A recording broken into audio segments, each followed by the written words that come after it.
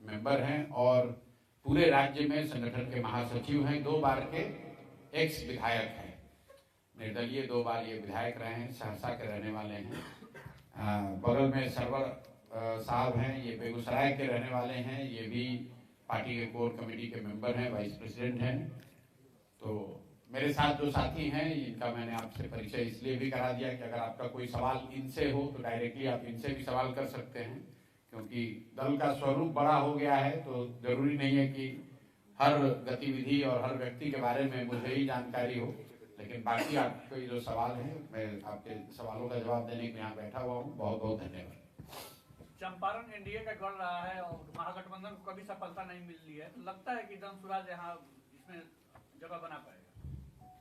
NDA का गढ़ अभी तक रहा है, और एनडीए का गढ़ इसलिए नहीं रहा है कि यहाँ पर एनडीए की बहुत बड़ी समर्थन उनके लिए है। एनडीए का गढ़ होने की वजह एक ये रही है कि यहाँ के लोग के पास विकल्प नहीं रहा है, और खासकर पश्चिम चंपारण जैसे जिले में जहाँ पर राजद के शासनकाल के दौरान लोगों ने बहुत जंगल राज का एक बहुत विभत्स रूप पश्चिम चंपारण में देखा है, तो किसी भी हालत में लोग यहाँ राजद से जुड़े हुए दलों को वोट नहीं देना चाहते हैं। उसी का फायदा यहाँ पर एनडीए जैसे गठबंधनों को मिलता रहा है, जिनके नेताओं ने जनता को यहाँ एक तरीके से टेकन फॉर ग्रांटेड कर लिया है। उनको मालूम है कि राजद को तो लोग वोट देंगे नहीं, क्योंकि वो वापस जंगल राज का वो विभत्स चेहरा देखना नहीं चाहते हैं, तो मजबूरी में लोग उन्हीं को वोट देते रहे। लेकिन जैसे ही अभी जनसुराज का विकल्प जनता के सामने आएगा, आप देखेंगे कि चंपारण में जनसुराज को बहुत बड़ी सफलता मिलेगी। इनफैक्ट मुझे ऐसा लगता है कि जनसुराज की जो राज्य स्तर पर जो भी परिणाम हो, उसमें चंपारण का परिणाम सबसे बेहतर होगा। आज की जो सभा है, क्या यह चुनावी सभा मानी जाए और हुंकार मानी जाए जनसुराज की और प्रशांत किशोर की? नहीं, ये जनसुराज दल बनने के बाद जो राजनीतिक कार्यकर्ता सहयोगी जुड़े हुए हैं, ये उनकी ताकत है, ये उनका प्रयास है। प्रशांत किशोर तो जैसा कि आपने देखा आपके जिले में, हम तो 5, 10, 20, 25, 50 आदमी के साथ पैदल चले हैं, गांव गए हैं। टोटल 55 दिन हम यहाँ पर पैदल चले हैं। तब तो इतनी कोई दल नहीं था, इतना बड़ा संगठन नहीं था। तब तो इस सिर्फ विचार को, इस प्रयास को लेकर ही हम लोग गांव गए थे। अब उसका जो संगठनात्मक स्वरूप बन गया है, उन लोगों की ऐसी इच्छा रही है, सिर्फ चंपारण में ही नहीं, जो लोग भी अब दल से जुड़ गए हैं, वो राजनीतिक बैठक की बात उन्होंने करी है। अभी तक चंपारण के साथी ही पटना जाते हैं या कोई बैठक होती वहां आते हैं, हम लोग यहाँ नहीं आ रहे थे। तो फिर से पदयात्रा शुरू करने से पहले दल में ये सहमति बनी है कि जहां जहां संगठन बन गया है पूरे बिहार में, वहां एक बार कम से कम जाकर राजनीतिक बैठक, राजनीतिक आम सभा की जाए। इसीलिए ये प्रयास शुरू किया जा रहा है, और इसको अगले 1-1.5 महीने में मैं पूरे बिहार में कर लूंगा। फिर उसके बाद पदयात्रा जहां पर रुकी हुई है वहां से फिर से शुरू किया जाएगा। ये विधानसभा चुनाव जो होने जा रहा है, तो क्या ये आने वाले विधानसभा चुनाव में आपकी पार्टी किसी से गठबंधन भी करेगी या सिर्फ पूरी सीट पर लड़ेगी? गठबंधन को लेकर मैंने पहले भी जवाब दिया है कि 243 मतलब 243, जनसुराज 242 सीट पर नहीं लड़ेगा।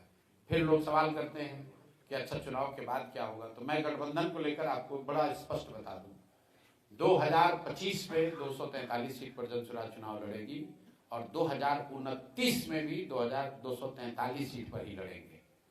अभी नहीं, 2029 तक का आपको बता रहे हैं। तो फिर ये सवाल मत कीजिएगा कि चुनाव जीतने के बाद अगर कोई संभावना बन गई, किधर जाइएगा, दाएं जाइएगा कि बाएं जाइएगा।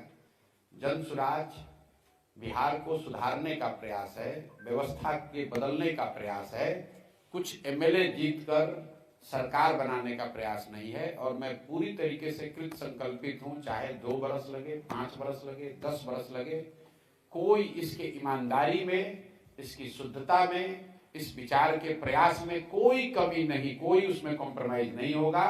तो गठबंधन का ना पहले ना बाद में कोई ना संभावना आज है, ना 25 के बाद होगी, ना 29 में होगी। कम से कम जब तक मैं जीवित हूं, मैं इस काम को कर रहा हूं, सवाल ही नहीं पैदा होता है कि बिहार में किसी एग्जिस्टिंग दल के साथ हम लोग कोई गठबंधन कर लें, क्योंकि इन्हीं दलों ने तो बिहार को बर्बाद किया है। लालू नीतीश ने ही तो इसको बर्बाद किया है, कांग्रेस ने ही तो बिहार के लोगों का भविष्य लालू के हाथ में बेचा है। आज भाजपाइयों ने ही तो नीतीश को हम लोग के सर पर थोपा है। तो इन्हीं चारों के साथ या इनमें से किसी के साथ गठबंधन करके हम बदलाव की बात कैसे कर सकते हैं? बिहार में शराबबंदी है, क्या लगता है आपको जीतने के बाद शराबबंदी चालू रहेगी कि यह बंद हो जाएगी? अब बिहार में शराबबंदी है, अगर पश्चिम चंपारण के इतने सब वरीय साथी पत्रकार अगर आप कह रहे हैं कि शराबबंदी है तो मेरा कोई बात कहना ही इस पर बेकार है। बिहार में शराबबंदी नहीं है, शराबबंदी के नाम पर शराब की दुकानें बंद हैं, घर घर शराब बिक रहा है। और हम जनसुराज ने पहले घोषणा करी है कि अगर जनसुराज की सरकार बनती है तो 1 घंटे के अंदर बिहार से शराबबंदी का कानून हटा दिया जाएगा। इसलिए हटा दिया जाएगा कि दुनिया में इस बात का कहीं कोई प्रमाण नहीं है। सिर्फ बिहार की बात नहीं कह रहा हूं, देश की बात नहीं कर रहा हूं, दुनिया में इस बात का कहीं कोई प्रमाण नहीं है कि शराबबंदी के जरिए किसी समाज का आर्थिक, सामाजिक, नैतिक सुधार हुआ। दूसरी बात, शराबबंदी की वजह से बिहार में करीब करीब 15 से 20 हजार करोड़ रुपए का नुकसान हो रहा है हर साल। ये पैसा कहाँ जा रहा है? ये पैसा जा रहा है यहाँ के भ्रष्ट नेताओं के जेब में, यहाँ के अफसरों के जेब में, शराब माफिया के जेब में। बिहार सरकार जिसका बजट अभी अभी आया है, आप उसका विकास का बजट देख लीजिए, 20,000 करोड़ रुपया इतनी बड़ी राशि है कि प्लान्ड एक्सपेंडिचर का करीब करीब ये 15 से 20% होता है। 1/3 से 1/4 पैसा जो है आप फॉरगो कर रहे हैं और ये पैसा से किसी का फायदा नहीं हो रहा है। ये पैसा मिल रहा है यहाँ के अफसरों को, नेताओं को, शराब माफियाओं को। तीसरी बात कही गई, गांधी जी ने ये कहा है, इस बात को भी मैंने खुलासा किया है कि जो भी गांधी को पढ़ने का, समझने का दावा करते हैं उनको मेरी खुली चुनौती है, आप मुझे गांधी जी का लिखा हुआ एक लाइन, एक पंक्ति दिखा दीजिए या बोला हुआ वाक्य सुना दीजिए जिसमें गांधी जी ने कहा है कि सरकार कानून बनाकर शराबबंदी लागू करे। गांधी जी ने शराबबंदी को सामाजिक प्रयास के तौर पर बताया, कानून बनाने की बात नहीं कही। अगर गांधी जी कानून बनवाना चाहते तो देश आजाद हुआ था, गांधी जी कहते पूरे देश में शराबबंदी लागू हो गई होती। अंतिम 2 और बात, सर जिस शराबबंदी को महिलाओं के नाम पर किया गया है, सबसे ज्यादा इस कानून का प्रताड़ना भी इस कानून से महिलाओं की है। कुल 8 लाख से ज्यादा मामले हुए हैं शराबबंदी में, 6.5 लाख से ज्यादा केसेस में कोर्ट ने कॉग्निजेंस लिया है और 1.25 लाख से ज्यादा लोग आज भी अंडर ट्रायल जेल में हैं। जो लोग जेल में आज बंद हैं, ज्यादातर ये लोग समाज के गरीब और पिछड़े समाज के लोग हैं जिनको कोई वकील नहीं मिल रहा है, जिनका कोई कोर्ट में केस लड़ने वाला नहीं है, वही लोग आज जेल में बंद हैं। तो जो लोग सामाजिक न्याय की बात कर रहे हैं वो ये भी बताएं कि शराबबंदी से सबसे बड़ा नुकसान किसको हुआ है। जो सरकार में ऊपर बैठा हुआ है, नीतीश कुमार के अगल बगल बैठा है, वो तो शराब का धंधा कर रहा है, वो करोड़ों रुपया कमा रहा है और गरीब आदमी कहीं पकड़ लिया गया उसको आप पकड़ के जेल में कर देते हैं। तो ये बिल्कुल हम लोग इस नीति के खिलाफ हैं, इसके हटाने के पक्षधर हैं और जैसे ही जनसुराज की सरकार बनेगी इसको हटा दिया जाएगा। कई लोग कहते हैं कि भैया ये कीजिएगा तो महिला वोट नहीं देगी, तो मैं हमेशा आपको कहता हूं कि जनसुराज में मैंने इस अभियान को शुरू करते समय एक अपने आप से वादा किया है कि 10 बरस मैंने बहुत नेताओं और दलों के साथ काम किया। कई बार हम लोग जानते हैं कि ये बात गलत है, फिर भी वोट के लिए वो बात बोली जाती है, लेकिन इस अभियान में मैंने ये संकल्प लिया है कि मुझे जो बात सही लगेगी मैं बोलूंगा वही। आपको अच्छा लगे तो जुड़िए, नहीं अच्छा लगता है तो कोई बात नहीं है, लेकिन उस पर कोई कॉम्प्रोमाइज होने वाला नहीं है। बिहार में डोमिसाइल नीति नहीं लागू होने के कारण बहुत सारे ऐसे बिहार के युवक हैं जो बेरोजगार हो रहे हैं, नौकरी से वंचित रह रहे हैं। क्या डोमिसाइल नीति पर कुछ कहेंगे? बिल्कुल कहेंगे। देखिए, डोमिसाइल नीति क्यों नहीं बिहार में डोमिसाइल लागू है? इसलिए नहीं लागू है कि हम लोग के मुखिया नीतीश कुमार जी को हर 6 महीने साल भर पर ये फितूर रहता है कि हम देश के प्रधानमंत्री बन सकते हैं। तो उनको लगता है कि दूसरे राज्यों के 10, 20, 50 बच्चों को भी अगर नौकरी यहाँ मिलेगी तो दूसरे राज्य में लोग जाकर कहेगा कि भाई नीतीश कुमार बहुत अच्छा सरकार चला रहा है, वहां हमको वोट मिलेगा। वरना कोई वजह नहीं है कि बिहार जैसे गरीब राज्य में जहां पर से 50 लाख से ज्यादा लोग 6 से 8 हजार 10 हजार रुपए की मजदूरी के लिए बाहर जा रहे हैं, वहां पर जो भी सरकारी नौकरी निकल रही है उसमें 50% से ज्यादा लोग यहाँ से बाहर के लोगों को आकर नौकरी मिल रही है। लेकिन जितना नीतीश कुमार इसके लिए जिम्मेवार हैं उतना ही भाजपा ही जिम्मेवार है। देखिए, ये जो भाजपाई हैं यहाँ पर, ये बिल्कुल बड़े होशियारी से सत्ता में भी हैं और कोई जिम्मेवारी भी नहीं लेते हैं। आप लोग सब यहाँ चंपारण के पत्रकार हैं, आपने कहा कि भाजपा का ये गढ़ है। जरा भाजपाइयों से पूछिए कि भाई शराबबंदी से इतना ही फायदा है तो देश में तो तुम्हारी सरकार है, तुम देश में इसको काहे नहीं लागू करा देते हो? बगल में योगी जी काहे नहीं लागू कर दे रहे हैं शराबबंदी? जरा भाजपाइयों से पूछिए तो। अगर इतना बढ़िया ये कानून है तो बिहार के लोग ही इसका मजाक क्यों ले रहे हैं? तुम यूपी के लोगों को भी मजा दिलवाओ भाई, तुम देश में भी लागू करा दो। ये जो भाजपा की जो मोहित नीति है, यही काम तो कांग्रेस ने किया है। देश में बैठकर आप इकोनॉमिक ग्रोथ की बात कर रहे हैं और बिहार में आप बिहार को हवाले कर दिया लालू के जंगल राज के। वही काम भाजपा वाले कर रहे हैं। देश में आप विकास, तरक्की, फैक्ट्री की बात कर रहे हैं और बिहार में आकर शराबबंदी और 5 किलो अनाज, मंदिर मस्जिद की बात कर रहे हैं। तो मैं हमेशा कहता हूं कि बिहार के बर्बादी के लिए लालू और नीतीश जिम्मेवार है, लेकिन इसके असली गुनाहगार कांग्रेस और भाजपा ही हैं, क्योंकि लालू जी को इस राज्य की जनता ने सिर्फ एक बार वोट दिया है 1995 में। लालू जी को कभी बहुमत बिहार की जनता ने नहीं दिया है, लेकिन 15 साल से ज्यादा लालू जी ने राज किया कांग्रेस के बैसाखी से। उसी तरह नीतीश कुमार को बिहार की जनता ने सिर्फ एक बार वोट दिया है, 117 एमएलए जिताया था 2010 में। उसके अलावा जितनी बार मुख्यमंत्री नीतीश कुमार रहे, ज्यादातर समय भाजपा के सपोर्ट से रहे हैं। तो अगर नीतीश सरकार के खिलाफ लोगों में गुस्सा है, नीतीश कुमार गलत कुछ कर रहे हैं, तो उसका असली गुनाहगार भाजपा ही है। ये दूसरे राज्य में दूसरे के पार्टियों को तोड़कर अपना सरकार बनाते हैं, विधायकों को खरीद कर सरकार बनाते हैं। बिहार में ऐसा कैसे है कि इनका 75 विधायक है, सामने से नीतीश कुमार का 42 विधायक है और नीतीश कुमार मुख्यमंत्री है। सामाजिक समीकरण के नाम पर कि 12 गो एमपी का समर्थन दिल्ली में मिलता रहे, बिहार के बच्चे अगर भोग रहे हैं तो भोगें, बिहार के बच्चे पलायन कर रहे हैं, इनको कोई उसकी चिंता नहीं है। मोदी जी आए कह रहे हैं कि बिहार का लाडला मुख्यमंत्री है। ये नहीं कहा कि यही लाडला, हम तो अपील कर रहे हैं आपके जरिए भाजपाइयों को, माननीय मुख्य प्रधानमंत्री मोदी जी को, कि अगली बार जब अमित शाह जी और मोदी जी आए तो उनको ये घोषणा करनी चाहिए कि यही लाडले व्यक्ति अगले 5 वर्ष में मुख्यमंत्री रहेंगे। वो घोषणा कर दें। चंपारण में अगर एक सीट पर भाजपा न हारी तो आप हमसे पूछ लीजिएगा, खाली ये घोषणा कर दें। ये लोग नीतीश को आगे मुखौटा बनाकर किसी तरह वोट लेना चाहते हैं। जीतने के बाद नीतीश का भी गला काटेंगे और इस बार अपना मुख्यमंत्री बनाएंगे। नीतीश कुमार के द्वारा प्रधानमंत्री नरेंद्र मोदी के पैर छूने पर आपने बिहारियों के अपमान बताया था। बिल्कुल बताया था। देखिए, पैर छूना हम लोग की सामाजिक सभ्यता का हिस्सा है। आप अपने से बड़े व्यक्ति का या जिसको भी आप सम्मान देते हैं उसका अगर पैर छूते हैं उससे कोई दिक्कत नहीं है। लेकिन नीतीश कुमार पार्लियामेंट में, देश के संसद में जहां शपथ विधि चल रही हो या जहां पर सरकार का एक फॉर्मल मीटिंग चल रहा है, वहां पर खड़े होकर प्रधानमंत्री का पैर छू रहे हैं, तो वो सिर्फ नीतीश कुमार व्यक्ति और नरेंद्र मोदी का मामला नहीं है।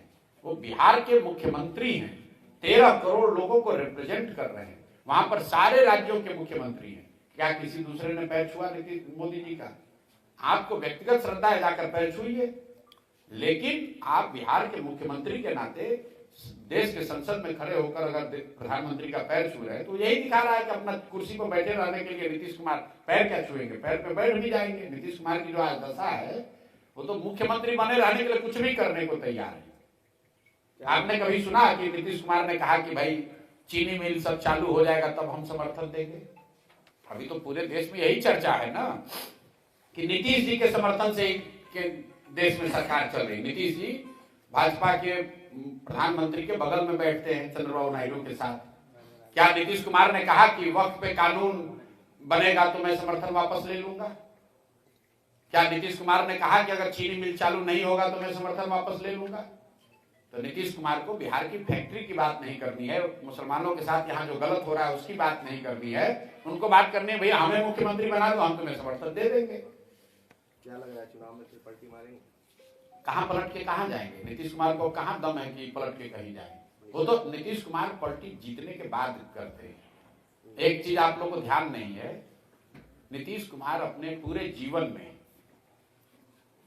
जीवन में कभी भी एक बार छोड़कर, जब उनका चुनाव मैंने लड़ाया था, अगर 2015 को छोड़ दीजिए तो नीतीश कुमार आज तक अपने पूरे जीवन में भाजपा के बगैर चुनाव नहीं लड़े हैं। क्योंकि वो लड़ते हैं भाजपा की ताकत से, भाजपा के पैसे से, भाजपा के संगठन से। और जीतने के बाद वो पलटते हैं। तो नीतीश कुमार, आप लोग फिर जाकर जांच लीजिएगा, 2015 को अगर अपवाद के तौर पर हटा दीजिए, जो चुनाव मैंने लड़ाया था 2015 को छोड़ दीजिए, तो नीतीश कुमार का गुदा नहीं है कि वो अपने दम पर लड़ लें या राजद के साथ जाके लड़ लें। तो कोई पलटने की बात नहीं है, वो भाजपा के साथ ही लड़ेंगे और ये कोशिश करेंगे कि भैया फिर से कोई जुगत लगाकर भाजपा वाले बनाए तो भाजपा वाले, और न बनाए तो उधर पलट के बना ले। लेकिन इस बार जनता भी तैयार बैठी है, उनको इतना कम सीट देगी कि वो किधर भी पलट ले, इस बार अब मुख्यमंत्री नहीं बनने वाले हैं। और इस बात को आप रिकॉर्ड पर हमारी ओर से ले लीजिए, बिहार में नवंबर में कोई मुख्यमंत्री बन जाए, नीतीश कुमार मुख्यमंत्री नहीं बनेंगे। अगर बन जाए तो आप हमको पकड़िएगा, हम अपना अभियान वापस ले लेंगे। नीतीश कुमार मुख्यमंत्री बनने वाले नहीं। नीतीश कुमार का फेस रिएक्शन जो है वो भी काफी चर्चा में है। तेजस्वी यादव कह रहे हैं कि सिर्फ इशारों में बात करते हैं, कभी मुंह चबाते रहते हैं सदन में। भाई देखिए, फेस रिएक्शन पे क्या कहेंगे हम लोग। पिछले कई महीनों से मैं कह रहा हूं कि नीतीश जी शारीरिक तौर पे थक गए हैं, फिजिकली टायर्ड और मेंटली रिटायर्ड। नीतीश कुमार जी की मानसिक स्थिति ऐसी नहीं है कि वो इस राज्य के मुख्यमंत्री बने रहे, लेकिन ये दुर्भाग्य है इस राज्य का और कहीं ना कहीं भाजपा इसके लिए दोषी है। उनको मालूम है, ये बात सबसे पहले हमने नहीं कही, तेजस्वी यादव ने नहीं कही, सबसे पहले इस बात को नवंबर 2023 में भाजपा के यहाँ के सबसे बड़े नेता सुशील मोदी जी ने सदन के बाहर कहा कि नीतीश कुमार जी को कोई गंभीर मानसिक बीमारी है। ये हमने नहीं कहा है, ये सुशील मोदी जी ने कहा है। उसके बावजूद अगर कोई मानसिक तौर पर बीमार व्यक्ति को आप मुख्यमंत्री बनाकर थोपे हुए हैं बिहार पर, तो इसीलिए मैंने कहा कि गुनाहगार कौन है, गुनाहगार कौन है आप देख लीजिए। हम तो आपको कैमरे पर चुनौती दे रहे हैं। नीतीश कुमार, रोग की बात छोड़ दीजिए, अपने मंत्री परिषद के सदस्यों का खाली नाम बता दें, बाकी बात छोड़िए, बिहार की समस्या, विभाग में क्या हो रहा है नहीं हो रहा है सब छोड़िए। अगर विभाग के सभी मंत्रियों का नाम बिना कागज देके बता दें तो मैं मान लूंगा कि वो स्वस्थ है और 5 साल उन्हीं को मुख्यमंत्री होना चाहिए। नीतीश कुमार अपने विभाग के मंत्री परिषद के साथियों का नाम तक नहीं बता सकते हैं, और पटना में या जो लोग भी नीतीश कुमार के इर्द गिर्द हो रही घटनाओं को गंभीरता से देख समझ रहे हैं, वो सब बात ये जानते हैं कि नीतीश कुमार की अभी मानसिक स्थिति ऐसी नहीं है। उनको तो ये याद नहीं रह रहा है कि किस जिला में हम जा रहे हैं। वो 4 बार जब अधिकारी बताते हैं तो उनको लगता है कि भैया हम पश्चिम चंपारण में हैं, नहीं तो इसको कुछ दूसरा जिला भी बता दे तो कोई दिक्कत नहीं है। और आप देखिएगा चुनाव में ये दिखेगा अभी आपको। अभी तो मुख्यमंत्री हैं तो बहुत घेरे में है, कोई बात नहीं कर सकता है, ढाक तोड़ के उनको पब्लिक के सामने लाया जा रहा है। लेकिन जैसे ही चुनाव प्रचार शुरू होगा और जनता में आकर भाषण देना पड़ेगा, बोलना पड़ेगा, अपनी बात रखनी पड़ेगी, पत्रकार सवाल करेंगे, तो आपको जो मैं कह रहा हूं ये आपको दिखेगा। आपकी पार्टी को लोग क्यों वोट दें? हमारी पार्टी को तो पहली बात, ये हमारी पार्टी नहीं है, ये जनता ने मिलकर बनाया है। वोट इसलिए दें कि 30-35 साल से विकल्प के अभाव में लालू के डर से भाजपा और भाजपा के डर से लालू को देने की जो राजनीतिक बंधुआ मजदूरी है वो खत्म हो। जन स्वराज को लोग वोट इसलिए दें कि देश का सबसे गरीब, पिछड़ा, बेरोजगारी वाला राज्य बिहार भी आगे बढ़ने की सोच सके। लोग जन स्वराज को वोट इसलिए दें कि यहाँ के 60 साल से ऊपर सभी महिला पुरुष को 2000 रुपए का पेंशन मिल सके। यहाँ के लोग जन स्वराज को वोट इसलिए दें कि 2025 के बाद जब छठ में लोग यहाँ वापस आए तो 5-10 हजार रुपए की मजदूरी के लिए उनको बाहर नहीं जाना पड़े। लोग वोट इसलिए दें कि मनरेगा से कृषि को जोड़ा जाए ताकि बिहार का किसान भी पंजाब और हरियाणा के किसान की तरह समृद्ध बन सके। लोग वोट इसलिए दें कि यहाँ विद्यालय से खिचड़ी बंटना बंद हो, सही में पढ़ाई की शुरुआत हो और गरीब से गरीब का बच्चा भी बढ़िया अंग्रेजी स्कूल में पढ़ सके, ये व्यवस्था बने। इसलिए जन स्वराज को वोट दें। सिर्फ भाजपा से डरकर लालू को वोट न देते रहें, लालू से डरकर भाजपा को वोट न देते रहें, और विकल्प नहीं होने की वजह से 30-35 बरस से जो आपकी राजनीतिक बंधुआ मजदूरी है उससे आजादी के लिए जन स्वराज को वोट दें। सर एक सवाल रहेगा, आपने कहा था लालू के समय जंगल राज था, उस जंगल राज से मुक्ति मिली और नीतीश की सरकार में कलम की डकैती शुरू हो गई, अफसरशाही है। कोई ऐसा विभाग नहीं है जहां बिना पैसे के काम होते हो। अधिकारी कार्यालय इसलिए जाते हैं कि पैसा लेकर ही काम करेंगे और उनकी जो सैलरी आती है वह उनके किसी अन्य कार्यों में जाते हैं। क्या जन स्वराज की सरकार बिहार में बनती है तो यह कलम की लूट पर रोक लगेगी?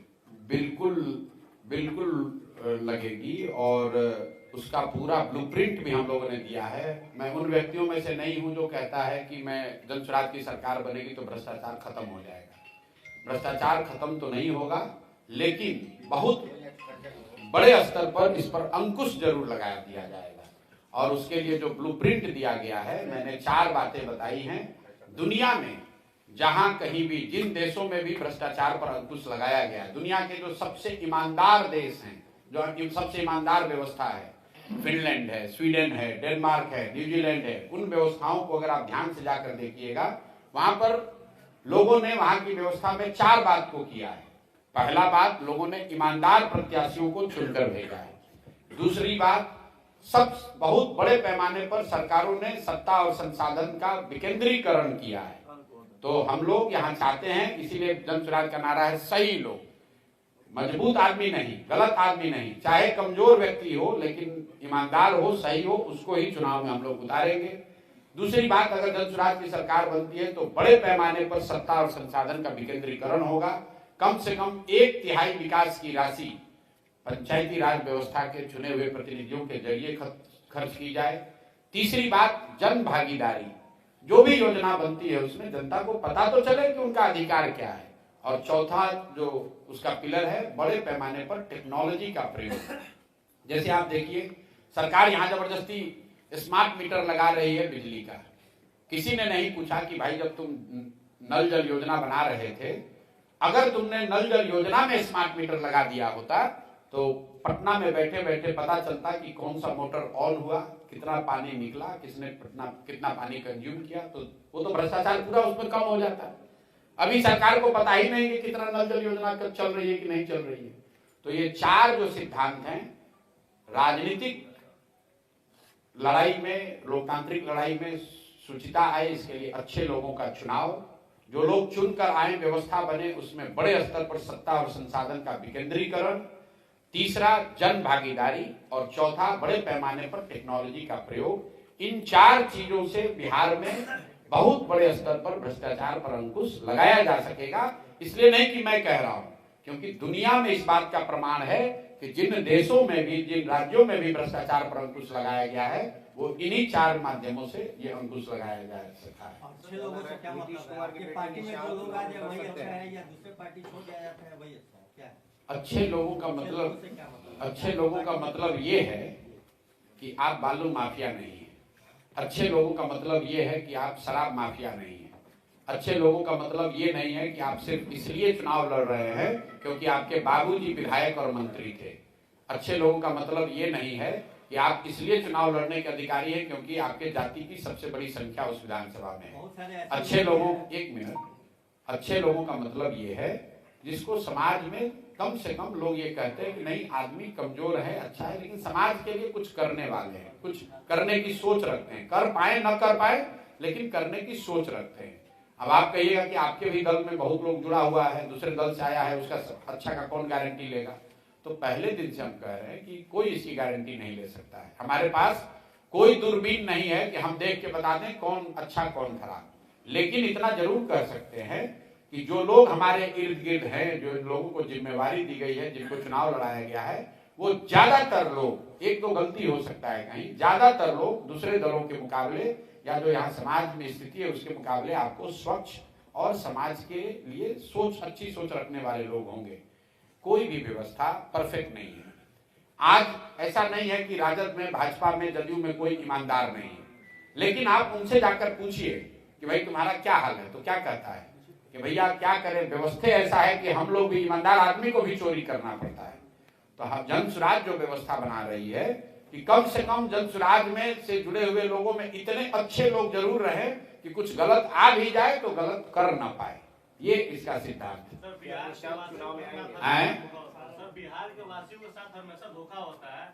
किसी भी पार्टी से कोई भी नेता आते हैं, बिहार के लोगों के साथ वादा करते हैं कि जीतने के बाद हम ये करेंगे, ये विकास करेंगे, लेकिन जीत जाने के बाद वादे से सर मुकर जाते हैं। तो आपके पार्टी पे कैसे भरोसा किया जाए? आपका भी पार्टी तो नया है सर। बिल्कुल भरोसा न करें, लेकिन जिसने पहले आपको ठग लिया, मोदी जी मोतिहारी में 2014 में आए थे और वहीं से भाषण में कहा कि जब इस चीनी मिल को चालू करने के बाद इसके चीनी से बने हुए चाय पीऊंगा तभी वोट मांगने आऊंगा। 2014 में कहे, 14 के बाद 5 गो चुनाव में मोदी जी वोट मांगने आए और मोतिहारी की जनता ने उन्हीं मोदी जी के कहने पर फिर वोट दिया। तो भैया वो तो नोन है कि इन्होंने धोखा दिया।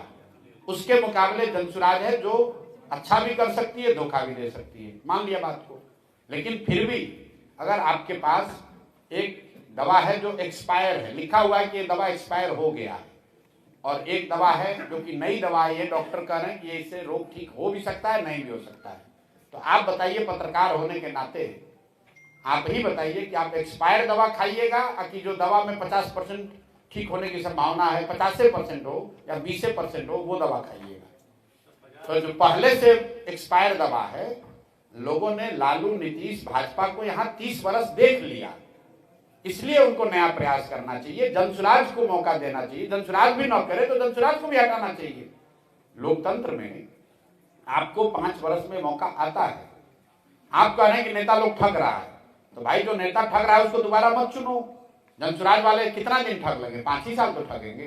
बिहार की दुर्दशा तो 75 साल से है, कम से कम 35 साल से तो लालू नीतीश ही आप कर रहे हैं। दक्षिण के जिन राज्यों में आपके हमारे बच्चे जाकर मजदूर बने हुए हैं, तमिलनाडु में, केरल में, कर्नाटक में, आंध्र प्रदेश में और तेलंगाना में, जिन राज्यों में सबसे ज्यादा आर्थिक तरक्की अभी हो रही है, उन राज्यों में कोई आदमी 10 साल से ज्यादा मुख्यमंत्री नहीं बना है। वो दक्षिण के राज्य क्यों तरक्की कर रहे हैं? क्योंकि जो भी मुख्यमंत्री बनता है, जो भी दल सत्ता में आता है, उन पर यह दबाव होता है कि हम काम नहीं करेंगे, जनता हटा देगी। तो जनसुराज को भी आप चुनिए सिर्फ 5 वर्ष के लिए, 5 वर्ष के लिए मौका दीजिए। अगर ये लोग भी, जनसुराज वाले भी काम नहीं करते हैं, तो इनको भी झाड़ू मारकर बाहर भगाइए, तभी सुधार होगा। किसी एक दल को आप लगातार वोट देते रहेंगे तो वो दल चाहे भाजपा हो, जदयू हो, जनसुराज हो, राजद हो, कांग्रेस हो, वो आपको टेकन फॉर ग्रांटेड ले लेंगे, आपका काम नहीं करेंगे। तो जनसुराज, जो मैंने आपको कहा, सबसे पहले क्यों वोट जनसुराज को पड़ना चाहिए? क्योंकि जनसुराज के प्रयास से आपके हमारे सामने एक नया विकल्प आ रहा है। आपकी राजनीतिक बंधुआ मजदूरी खत्म हो रही है।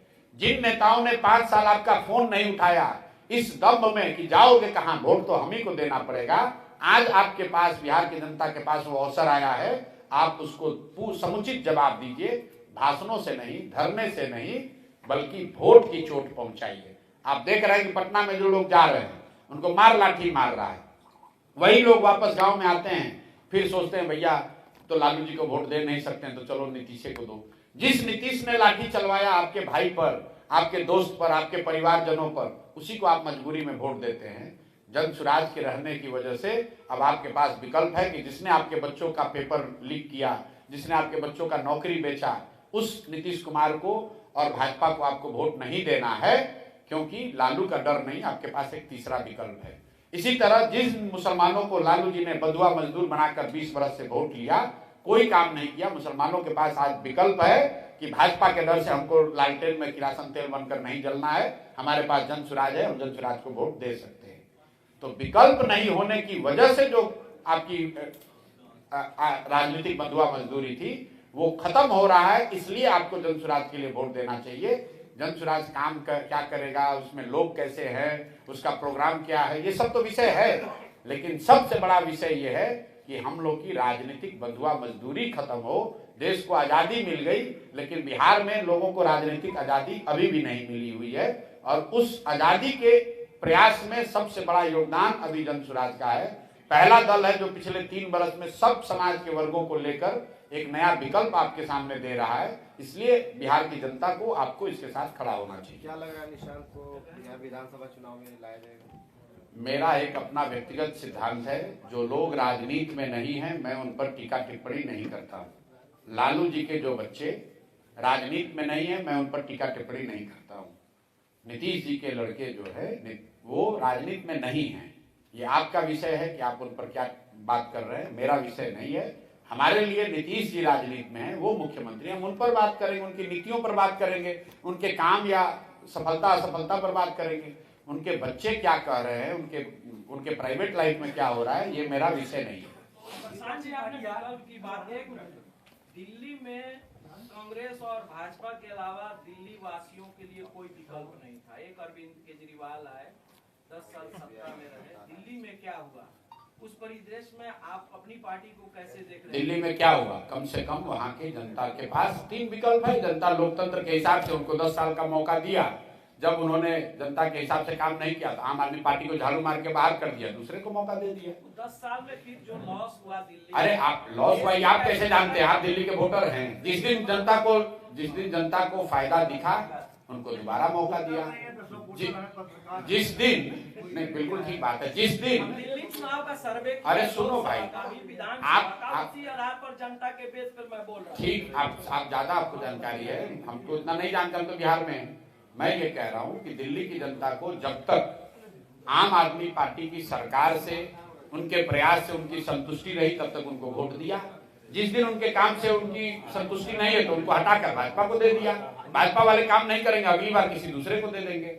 मजबूरी दिल्ली के लोगों को नहीं है कि हमारे पास विकल्प नहीं है। उन्होंने अपने लिए 3 ऑप्शन रखे हैं। लोकतंत्र में सबसे जरूरी इस बात का है कि आपके सामने विकल्प रहे, ताकि आपको कोई बंधुआ मजदूर न समझे। उस बात को आप समझिए। वो आम आदमी पार्टी हो, जनसुराज हो, कांग्रेस हो, भाजपा हो, लोगों के साथ सामने विकल्प रहना चाहिए। ठीक है भैया। अभी जो बजट आया है तो बिहार को लेकर किस रूप में देख रहे हैं, आपका एनालिसिस क्या है बजट का? बिहार का जो बजट है उसमें नया क्या है आप बता दीजिए। पिछले 18 साल से, अरे भाई हम बता रहे हैं आपको, जिम्मेदारी पत्रकार की थोड़ी है, कुछ आप लोग भी जिम्मेदारी है कि बजट में क्या है जनता तक बात पहुंचे, कि मुनासिब है या नहीं। ठीक, आप पत्रकार हैं, आपने बजट की सारी बात जनता तक पहुंचा ही दी होगी। आप मेरा ओपिनियन मांग रहे हैं तो हम आपको कह रहे हैं कि इस बजट में ऐसा कुछ भी नहीं है जो पिछले 18-19 साल से बजटों में नहीं रहा है। और 18 साल 19 साल के बजट के बाद भी अगर आज बिहार देश का सबसे गरीब और पिछड़ा राज्य है तो उस बजट से, उस प्रयास से, इन योजनाओं से तो बिहार का सुधार होने वाला नहीं है। बिहार में प्रति व्यक्ति आय आज भी देश के प्रति व्यक्ति आय के मुकाबले 1/3 है। बजट में उस चीज को एड्रेस नहीं किया गया है। बजट में ये नहीं कहा गया कि 80% बिहार के लोग जो दिन में 100 रुपया भी नहीं कमा रहे हैं उनको 100 रुपया कमाने की व्यवस्था कैसे होगी। बजट में बिहार की जो सबसे बड़ी मूलभूत समस्या है शिक्षा और पलायन को लेकर, उसमें कोई बात नहीं कही गई। शिक्षा का एक बजट बढ़ाकर 64,000 करोड़ रुपया उसमें शायद बताया गया। 64,000 करोड़ रुपया। कोई ये पूछने वाला नहीं है कि अगर पिछले साल आपने 55,000 करोड़ रुपया खर्च किया, उससे 55 अच्छे विद्यालय नहीं बनाए तो 64,000 करोड़ रुपया खर्चा करके कैसे सुधार दोगे? या अगर आपका जो बजट 2,46,80,000 करोड़ का पिछले साल था उससे बिहार में पलायन नहीं रुका तो इस बार आप पलायन कैसे रोक देंगे? आप बताइए कि बजट में आपने कहा कि हम लोग की जिम्मेवारी है, ठीक बात है। पलायन रोकने के लिए बजट में कोई ऐसी स्कीम, ऐसी योजना, कोई प्रयास, कोई वक्तव्य हो तो आप हमको बताइए। बिहार में सबसे बड़ी समस्या है शिक्षा की, उसको लेकर कोई बात नहीं कही गई। बिहार में सबसे बड़ी समस्या है श्राप है यहाँ का पलायन, उसको लेकर कोई बात नहीं कही गई। जो यहाँ फैला हुआ भ्रष्टाचार है जो आपके साथी पत्रकार बता रहे थे, उसको लेकर कोई बात नहीं कही गई। बिहार में फैक्ट्री उद्योग कैसे लगेंगे, इसको लेकर कोई बात नहीं कही गई। तो सिर्फ इंक्रीमेंटल हर डिपार्टमेंट का बजट एलोकेट हायर कर देने से उससे थोड़ी ना कुछ होने वाला है। क्या संभव है पलायन को रोका जा सकता है? 200% संभव है। हम लोगों ने बताया है कि 1 साल के अंदर डिस्ट्रेस माइग्रेशन, मजबूरी में जो लोग बाहर मजदूरी करने जाते हैं उसको 1 साल में रिवर्स किया जा सकता है। उसका पूरा ब्लूप्रिंट में हमने दिया है। हमने ये बताया है कि कैसे पूंजी के पलायन को रोककर बुद्धि का पलायन रोका जाएगा, और जिस दिन पूंजी और बुद्धि का पलायन रोका जाएगा उस दिन अपने आप श्रम का पलायन रुक जाएगा।